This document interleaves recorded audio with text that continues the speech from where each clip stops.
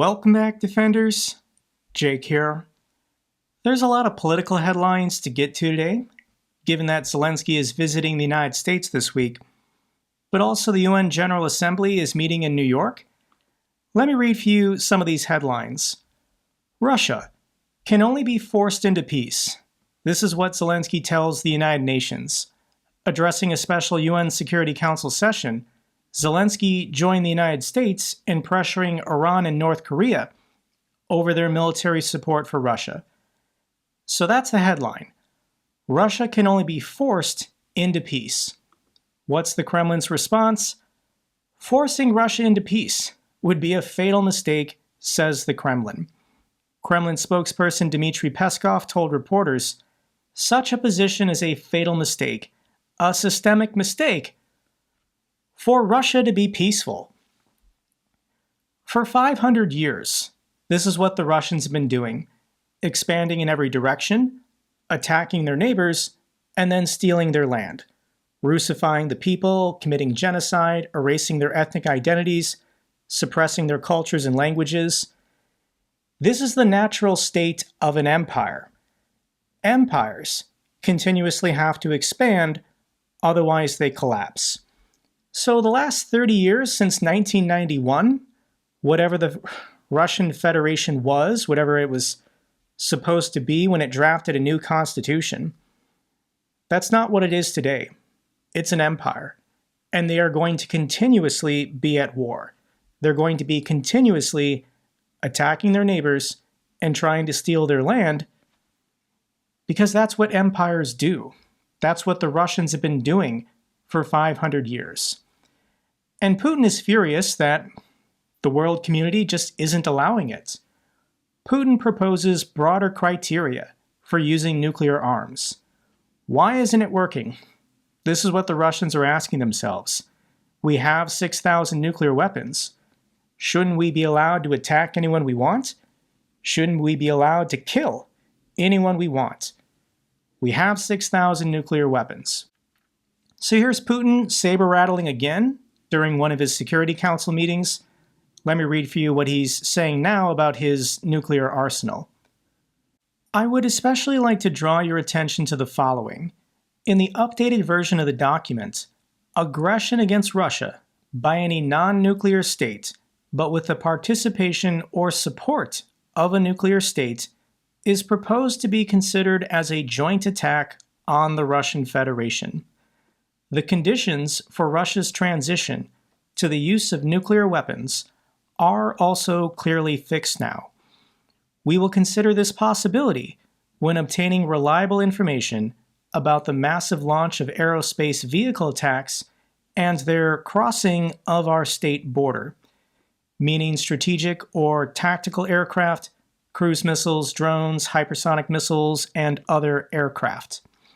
We reserve the right to use nuclear weapons in case of aggression against Russia and Belarus.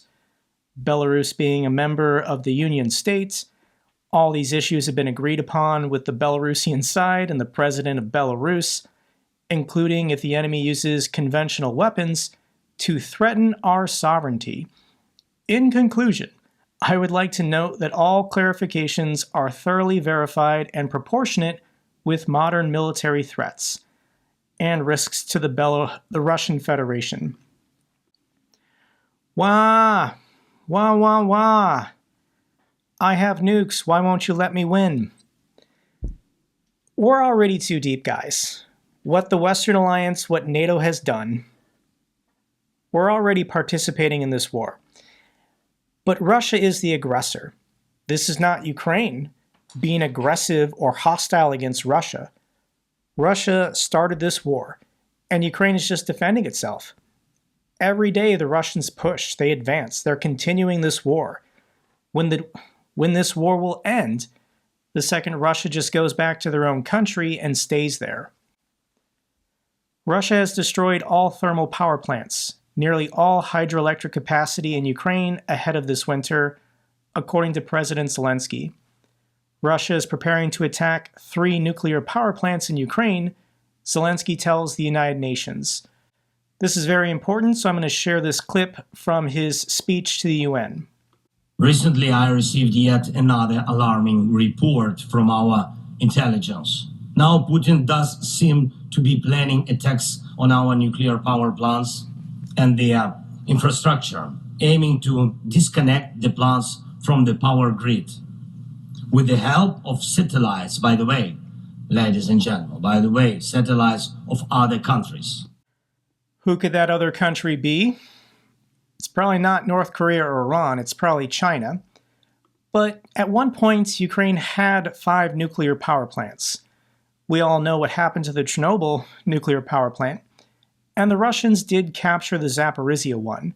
So there's only 3 remaining nuclear power plants in Ukraine, and Russia's going to do it. At some point in the next couple months, Russia is going to start bombing these nuclear power plants. Russia doesn't really care if there's some kind of meltdown and radioactive debris flies everywhere. Most of it's going to land in Belarus and Poland, and Russia doesn't care if their own people die, so they don't care if anyone in Belarus is affected. This is insane on every level, that we're having this conversation. But Russia's already destroyed all the thermal power plants. They've already destroyed most of the hydroelectric power generation. And this is their strategy. Just destroy all the power plants. Plunge Ukraine and 40 million people into complete darkness. So Putin is specifically speaking to the 3 nuclear powers in NATO: France, the UK, and the United States. France has been pretty quiet lately. Macron had a lot more confidence earlier this year, prior to those tumultuous elections. So let's get the UK's response first. UK tells Putin, "You're a slave-owning mafia boss." If you want to hear how it's done, this is the UK Foreign Secretary David Lammy, and here's what he said to the Russians' face at the UN Security Council meeting. I also want to speak directly to the Kremlin and its representative here today. And Vladimir Putin, Russia sits on this council, but its actions tear up the UN Charter.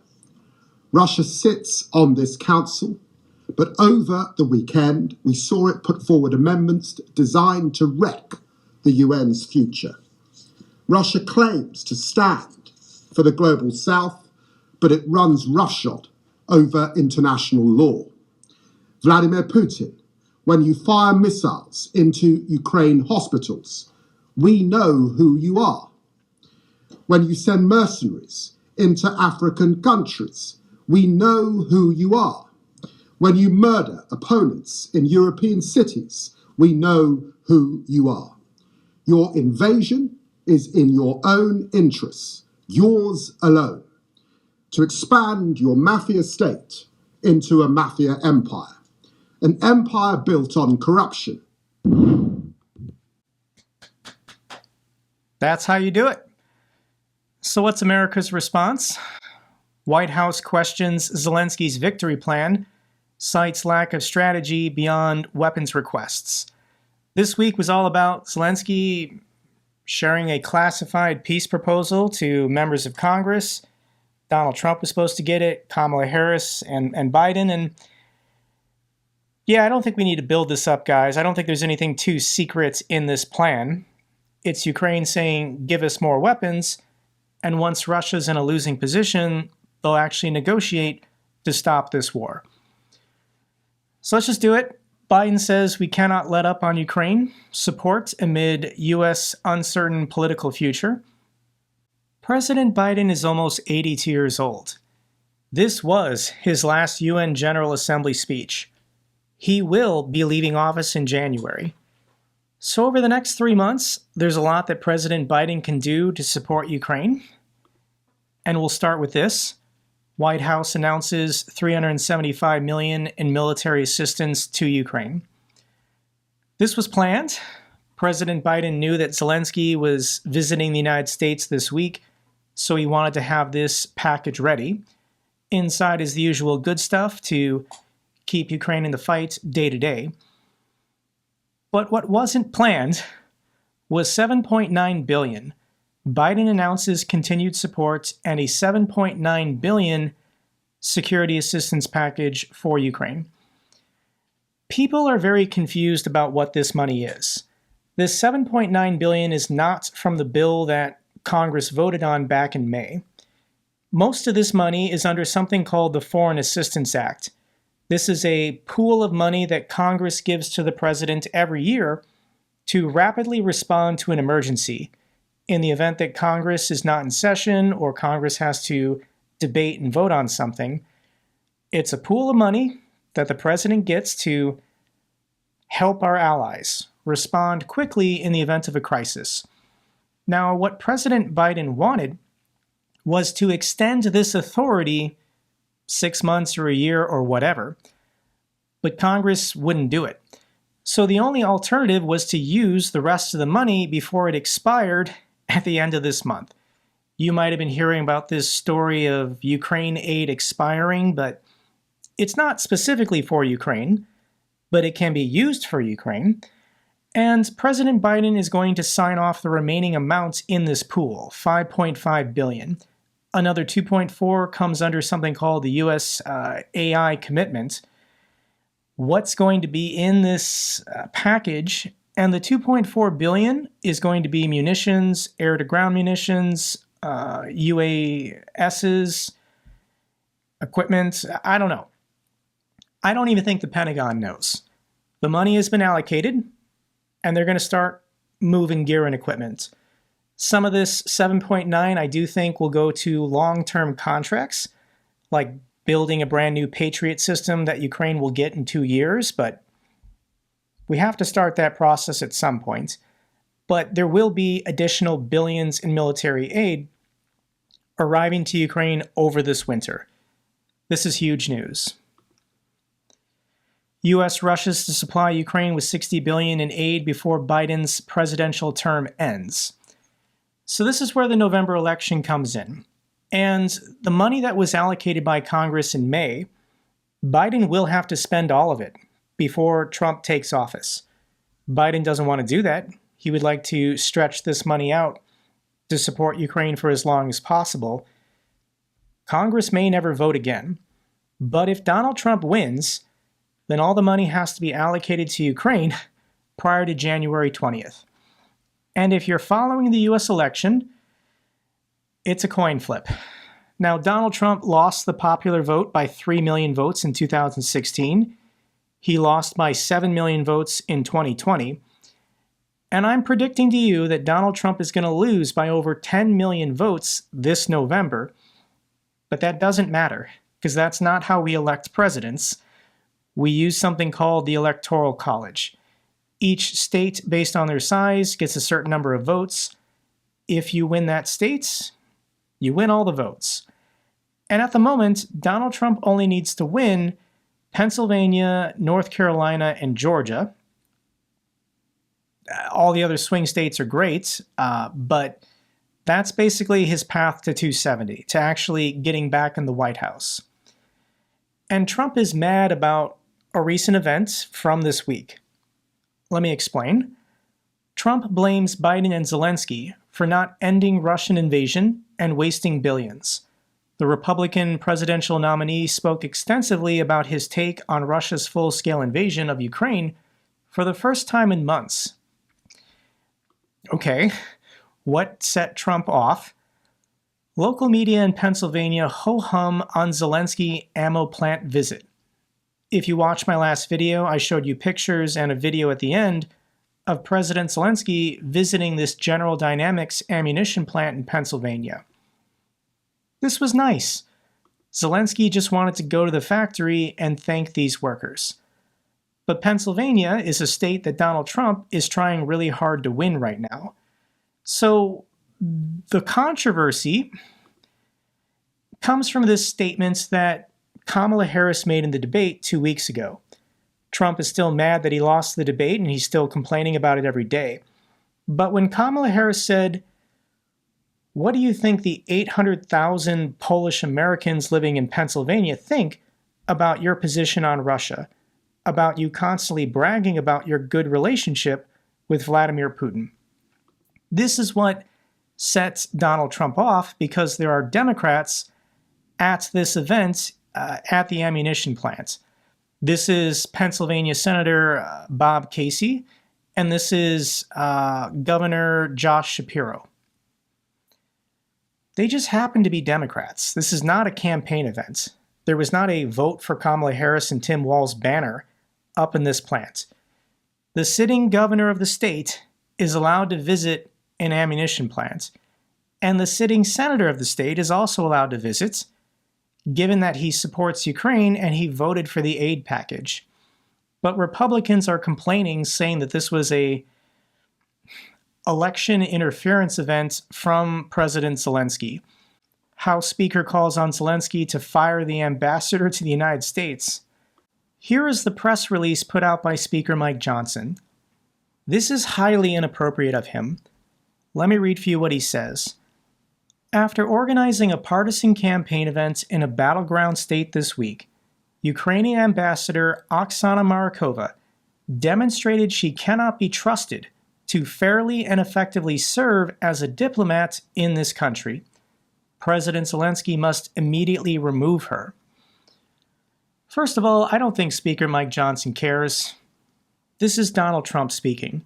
Donald Trump told him to put out this statement demanding that Ukraine's ambassador to the United States be fired.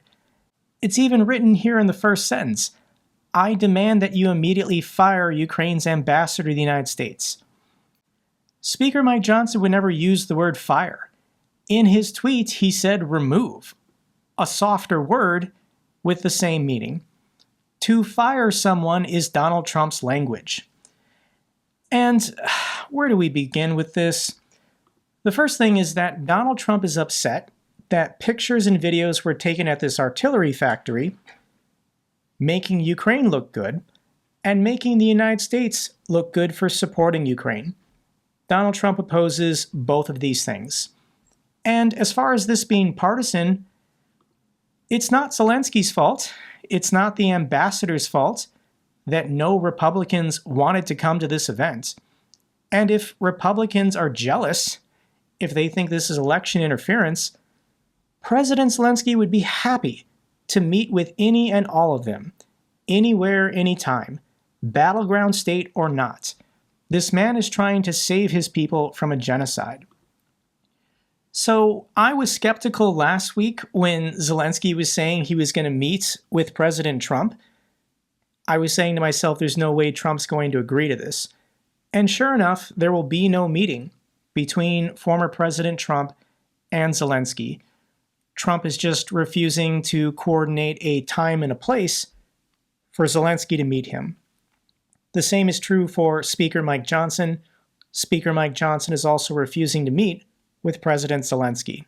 However, if Speaker Johnson wants to talk about foreign election interference, what the heck is this? Why is Viktor Orban of Hungary allowed to go down to Mar-a-Lago to meet with Trump during an election season? Donald Trump is a private citizen. Donald Trump is not a representative of the U.S. government right now.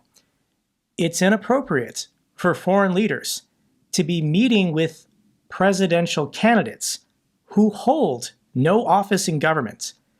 This is election interference. Viktor Orban went to visit Trump to support him and his candidacy for president. Meanwhile, at the artillery factory, Kamala Harris and Tim Walz were not there. And there's a couple foreign leaders willing to do this, willing to go to Mar-a-Lago during an election to kiss the ring and flatter Trump. Trump likes pretending he's still president.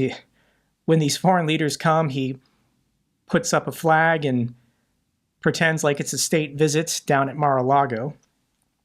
And yeah, this is foreign election interference. As an American, this is not okay, but it happens all the time with Donald Trump. So let's get to the statements he made. The country of Ukraine is absolutely obliterated. And Donald Trump speaks for himself. I'm just going to play the clip, and you be the judge if this man in any way supports Ukraine and opposes Russia. Because Ukraine is gone. It's not Ukraine anymore.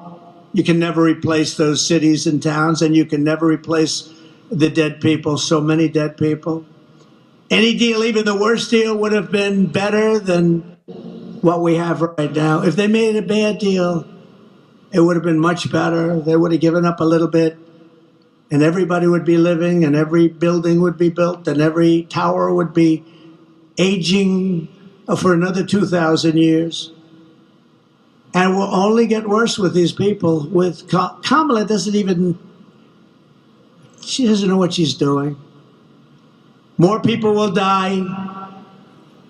More cities will fall. The ones that fell will continue to receive more and more bombs. They'll be broken up asunder, worse than they are right now. Nothing is standing.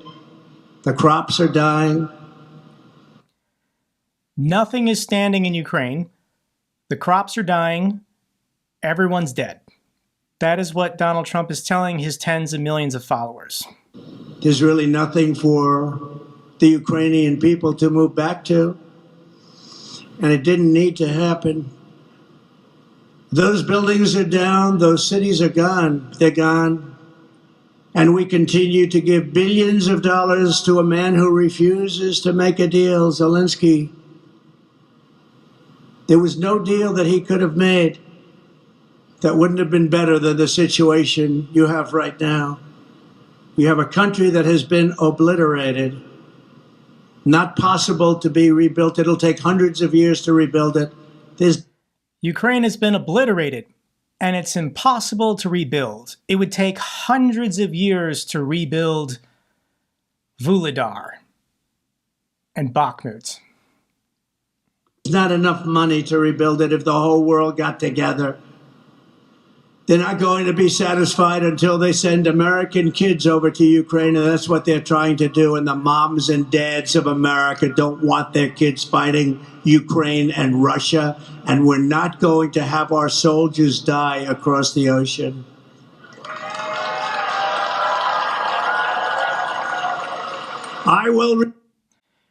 He's just fear-mongering.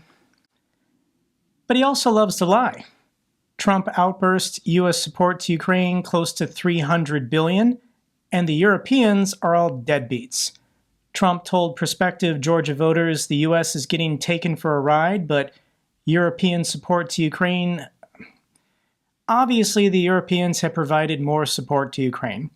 Humanitarian, financial, and military. The United States mostly only does military because we have the largest military. It's not over $200 billion yet. It's nowhere near $300 billion. But Trump loves to lie, and he just makes stuff up. Here's the clip. Biden and Kamala got us into this war in Ukraine, and now they can't get us out. They can't get us out. I watched him. We will. He's been saying that for 3 years. Every time Zelensky comes to the United States, he walks away with $100 billion. I think he's the greatest salesman on earth. But we're stuck in that. That is Trump's audience booing President Zelensky. This is Donald Trump's favorite lie, that every time Zelensky visits the United States, he walks away with a check for $100 billion. This is Russian propaganda. This is Russian disinformation. Donald Trump is conditioning his supporters to hate President Zelensky, to hate Ukraine. And he starts this clip by saying, Biden and Kamala got us into this war, as if the United States military is directly involved, as if the United States military is already losing soldiers fighting in Ukraine, when that's not happening. The United States military is providing assistance, the same way we provide military assistance to Japan, South Korea, Taiwan, Israel, and dozens of other countries around the world. It doesn't make America weaker when all we do is provide military assistance to our democratic allies. But Trump's not happy with that. Trump prefers dictators. Trump wants to be on the good side of China, North Korea, and Russia. Those are his friends. That war, unless I'm president, I'll get it done. I'll get it negotiated. I'll get out. We got to get out. Biden says, we will not leave until we win. What happens if they win? That's what they do, is they fight wars. As somebody told me the other day, they beat Hitler, they beat Napoleon. That's what they do, they fight. So somebody told Trump the other day, the Russians beat Hitler and the Russians beat Napoleon. I guess Trump didn't know that. He just learned this. The Russians beat Hitler and the Russians beat Napoleon. The Russians fight and win wars. That's what they do. Russia is strong. Russia is proud. Glory to Russia. So this is actually pretty stupid of Trump. He had been very careful the last 6 months not talking about Ukraine, just saying all ended in one day. But he's letting his hate and rage get the best of him. And this is a losing issue for Trump. 60% of Americans support continued military aid to Ukraine. Something like 80 or 90% think Ukraine is in the right, defending themselves from a full-scale invasion. Very few Americans are actually pro-Russian. It's like 10 or 11% willing to admit that. And those are the people that Donald Trump is playing towards. This is going to lose him votes. It's going to lose him states. I hope it does. I hope Trump continues to talk about Ukraine and Russia, exposing the fascist that he is. And I know there are people still watching my videos, planning to vote for Trump in November. And you can't do it. You can't say you support Ukraine and vote for Donald Trump. Those are opposed positions. And I know there are other issues you care about more, but I'm saying directly to your face, if you're an American citizen planning to vote for Trump in November, you're helping Russia. You're killing Ukrainians if you vote for this man, if this man is allowed to return to the White House. Chaos and disorder, fascism and authoritarians will have a field day. Donald Trump will do nothing to protect democratic values and human rights around the world. He doesn't care. He doesn't care about you. He's only ever cared about himself. I'm sorry you've been the victim of various forms of right-wing propaganda to believe that America is failing and America is terrible and America is the worst country in the world unless Trump is president. That's insane. I pity you at this point if you're still supporting Trump. There's no excuse. I know I'm going to lose subscribers. I don't care. I'm on the side of freedom. I'm on the side of justice. And I'm on the side of our democratic allies around the world. Authoritarian regimes, Russia, China, Iran, North Korea, they have to be stopped. We're not letting them expand. And we can't elect somebody to be president of the United States who will not stand up to authoritarians around the world. Let's get to the bad news for Russia. 6 months worth of ammo wiped out in a recent Ukraine strike.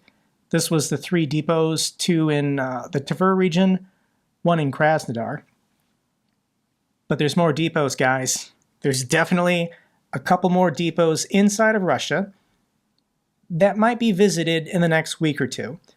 I don't know exactly how Ukraine did it with these jet drone swarms, but I'm sure more are being manufactured, and we're going to see some more fireworks in the coming weeks.